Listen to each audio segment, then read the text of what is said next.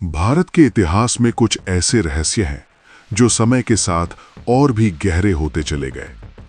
उनमें से एक है महान स्वतंत्रता सेनानी सुभाष चंद्र बोस की मृत्यु का रहस्य। क्या सच में 1945 में एक प्लेन क्रैश में उनकी मौत हो गई थी, या फिर ये एक सोची समझी कहानी थी जिसके पीछे कोई बड़ा सच छिपा हुआ है? आज हम इस रहस्य को समझने की कोशिश करेंगे, एक गहरी और तथ्यपूर्ण चर्चा के माध्यम से। मुझे हमेशा लगता है कि नेताजी की कहानी जितनी प्रेरणादायक है उतनी ही रहस्यमयी भी है, क्योंकि उनकी मौत को लेकर आज तक कोई एक साफ जवाब नहीं मिला है। सही कहा, और यही वजह है कि आज भी लोग इस विषय पर बहस करते हैं, क्योंकि आधिकारिक कहानी और लोगों की मान्यताओं में बहुत अंतर दिखाई देता है। तो सबसे पहले हमें ये समझना चाहिए कि सरकार क्या कहती है, ताकि हम बेसिक जानकारी से शुरुआत कर सकें। ऑफिशियल रिपोर्ट के अनुसार 18 अगस्त 1945 को ताइवान में एक प्लेन क्रैश हुआ था, जिसमें सुभाष चंद्र बोस गंभीर रूप से घायल हो गए थे और बाद में उनकी मृत्यु हो गई। लेकिन अगर ये सच है तो फिर उनका शव या कोई ठोस सबूत क्यों नहीं मिला जो इस बात को पूरी तरह साबित कर सके? यही सबसे बड़ा सवाल है, क्योंकि केवल गवाहों के बयान पर इतनी बड़ी बात को स्वीकार करना बहुत लोगों को सही नहीं लगता। नेताजी की भूमिका तो बहुत बड़ी थी, खासकर आज़ाद हिंद फौज के निर्माण में। बिल्कुल, उन्होंने ब्रिटिश शासन के खिलाफ एक सशस्त्र आंदोलन खड़ा किया जो अपने आप में ऐतिहासिक था। सरकार ने इस मामले को लेकर पहली जांच कब करवाई? 1956 में शाहनवाज कमेटी बनाई गई, जिसने निष्कर्ष निकाला कि नेताजी की मौत प्लेन क्रैश में ही हुई थी। लेकिन लोगों ने इस रिपोर्ट को पूरी तरह स्वीकार क्यों नहीं किया? क्योंकि इसमें कई सवालों के जवाब नहीं थे, जैसे कि शव की पहचान और ठोस सबूत की कमी। क्या इसके बाद भी जांच हुई?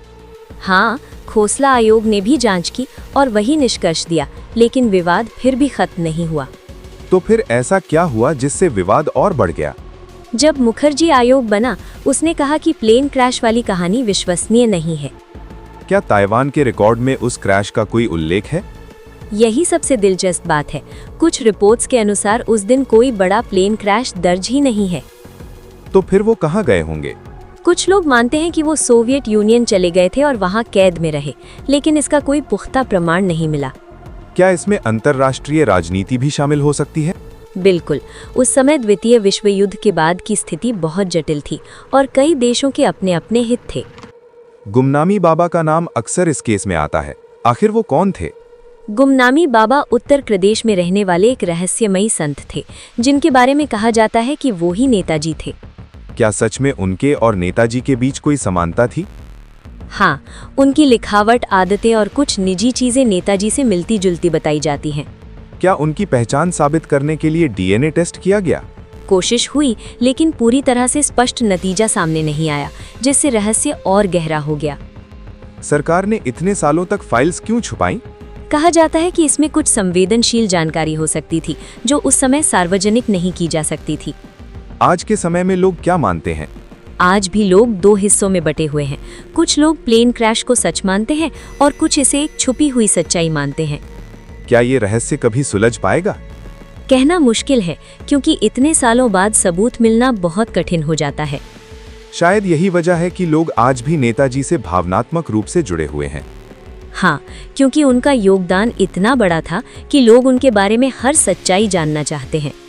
इतिहास में कुछ सवाल ऐसे होते हैं जो कभी पूरी तरह खत्म नहीं होते, और नेताजी की मृत्यु उन्हीं में से एक है। और शायद यही रहस्य उन्हें और भी महान और यादगार बनाता है।